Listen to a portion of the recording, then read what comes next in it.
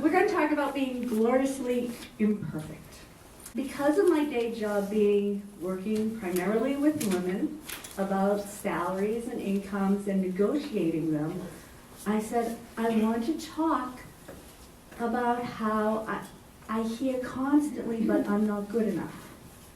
I hear it in a way that sounds like, well, I couldn't apply for that job because I don't have absolutely every single solitary thing they have listed in the job description. Okay, job description's a pipe dream. No one's ever as perfect as the job description. Or I hear, I can't go for that promotion. I still have to learn 100 other things about my current job. Well, if we all wait till we know our current job perfectly, none of us will ever get promoted. Because there's always more to learn. Every job is constantly changing. Or they just plain out say, I'm not good enough. You know, I couldn't get what the job should pay. And it's like, no, if you're good enough to get the job offer, you're good enough to get what they pay for the job. And they never offer you the right amount of money the first time around. Just remember that as an aside.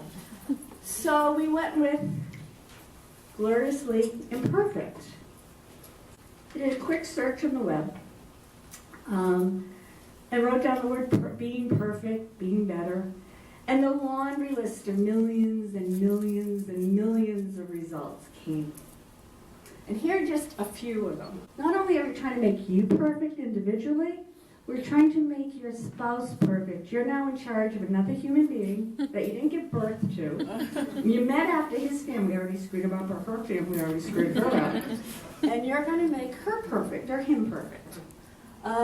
This is just a real small smattering of all the ways we're supposed to improve ourselves every single day, every single way. And that's not taking in consideration you're supposed to get 8 hours of sleep, 8 glasses of water, 30 minutes of cardio exercise, some yoga, and maybe a little meditation, and then you can start taking care of your job and your children. Make your meal at home. Don't have it at a restaurant because that will hurt you too. It's exhausting. We can't do it all. But that's marketing. All of these things are from companies who are marketing to you.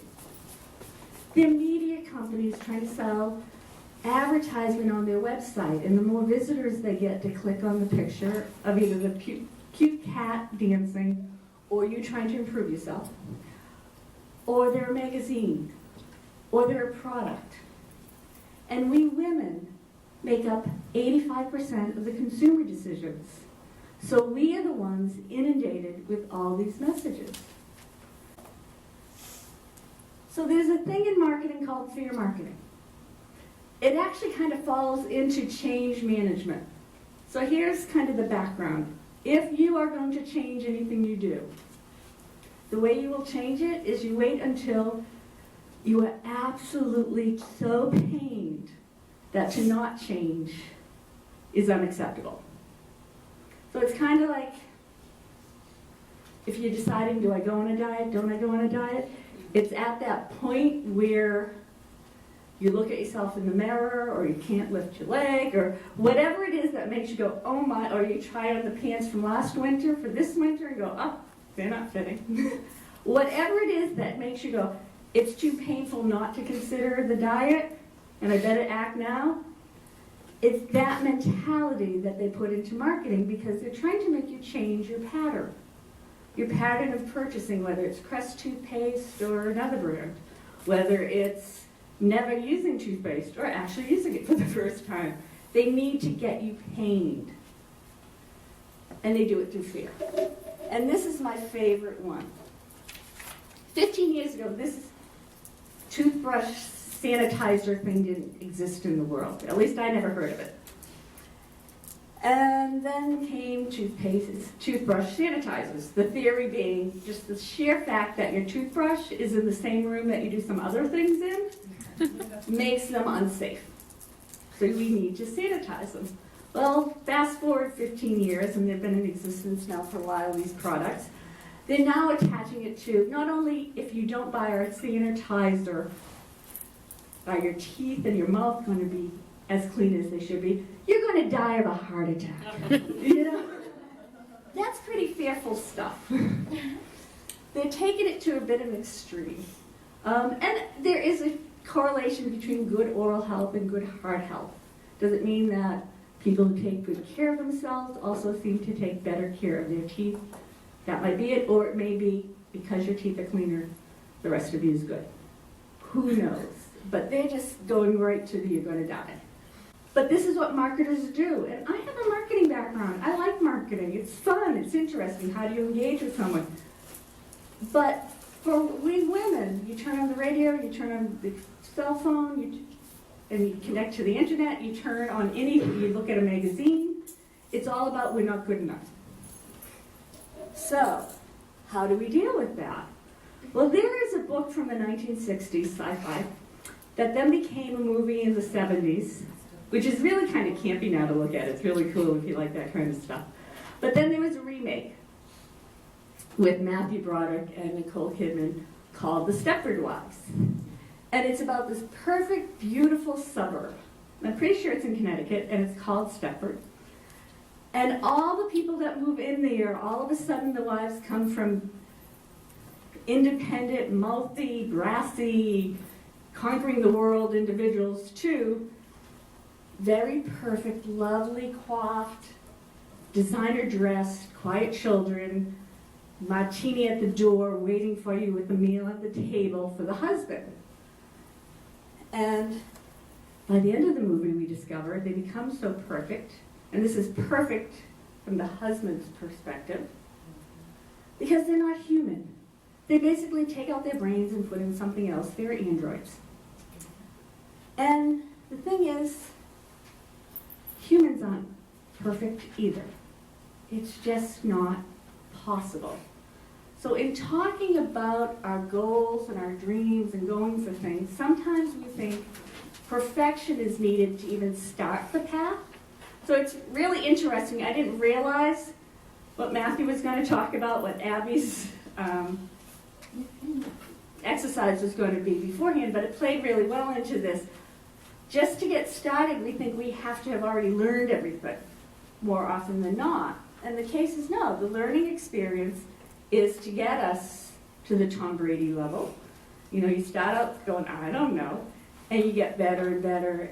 And you may decide you hate something and stop doing it, but now you have a new learning experience. Or you love it and it takes you into new paths. But to wait to that moment of perfection to even start a new thing, whether it's a new job, a new class, a new major, it's thinking backwards, but yet all the marketing and all the news and all the everything talking to us is pretty much almost saying that to us, and we personalize that a lot. So I did a little web search of, okay, let's look at a quote or two for perfection. And I love the one I found for a couple of reasons. First, it's just, don't fear perfection, you're never going to get there. So it just takes it off the table. But it's by an artist, Salvador Dali. And he happens to be the artist who did this metamorphosis of Narcissus. Now, has anyone heard of narcissistic? He's a narcissist, whatever. It's all based on mythology of this person called Narcissus, who came to, let's see if I screw this up again. Nope, okay. A body of water, saw his reflection, and was paralyzed by the beauty. Just looking at himself, and never did anything ever again. Just paralyzed. Well, more often than not, I think there are definitely narcissists in the world, but more often than not, we get paralyzed by looking at all the warts, not the perfection. We see the reflection of ourselves, and whether it's, I still don't know English, I still don't know math, I still don't know whatever perfectly, I can't go to that next step, and it paralyzes us. But we all have moments when we're like this. Yes, that is, it's kind of a toilet theme for the day.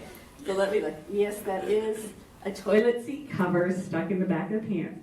We're just all muddling our way through the day, and there's always going to be something that trips over. It doesn't go quite as perfectly as we thought. But the goal of the day isn't to do it perfectly. It's to experience and make some changes and do whatever your goal is. Some days may be days of, I just want to veg out and do nothing because I need to recharge my battery. That's a perfect day. You can still screw that up, and who cares? Your goal is just to recharge. Don't get all worked up. But I can't believe I didn't know how to do something relaxingly. So this is a great quote. Anyone can rise to the crisis and face a crushing tragedy with courage. And here at Massachusetts, I mean, we had the marathon. We kind of saw that in the global, big, macro sense. We all pulled together and really helped each other out during the tragedy, and we're still helping each other out. Whatever Bill Maher says, who cares about him? But we know how to pull it together, know that, it is going to take years, but it's incremental little changes to help us through it. The worst is over, and now we can do, it's not as crushing and it doesn't feel as terrible. But the thing that's constant is every day, no matter what you do, there's going to be a moment where you can either laugh at yourself or be crushed by the just little nitpicky things that screw us up day in and day out. And that's what this quote is about. So, but to meet the petty hazards of the day with a laugh, I really think that requires spirit. And to me, that's the acceptance of the imperfection, the glorious imperfection of us all. I mean, think of it. The people you fell in love with in life, your parents, your siblings, your spouses, your friends. It's not their perfection you fall in love with. It's their crooked smile, their goofy laugh, the way they dance that's really embarrassing. It's all those funny little things that make them unique. And when you look at it at other people, you say, oh, that's a fun, interesting fact. And when you look at it yourself, more often than not, we just kind of collapse and get paralyzed like narcissists. But the fun thing is, so doesn't everyone else. So when you have that embarrassing moment of the toilet seat paper cover, or the toilet paper on your feet, or whether you trip, or you say the wrong word, or you call someone the wrong name, everyone else is so busy focusing on themselves, they're not even noticing that you did that. And we go home and we're like, oh my God, I can't believe I did that. I can't go back to school. Oh, I can't go back here. One family will never look at me the same again. They didn't even notice. So a lot of times it's pulling ourselves out of our own way, kind of forgetting perfection and saying, really, it's more about the progress of what I want to accomplish. So kudos to all of you for getting into school for the first time, graduates from college, post-high school, or getting back to it if you took a break. That's great. You have all goals. And every one of you probably have a little varied goal than the other person, but you have goals. And the days that you're thinking about, should I sign up for that math class? I'm scared it might be failure for me. Thinking about the goal itself instead of the perfection and can I do it, or the progress to where you're ending up is very important. Because really, whatever we do in life, we're always learning. Because otherwise we would all be sitting here in diapers. Think of that. We've been learning since day one. The second we stop learning or experiencing is the second we stop living.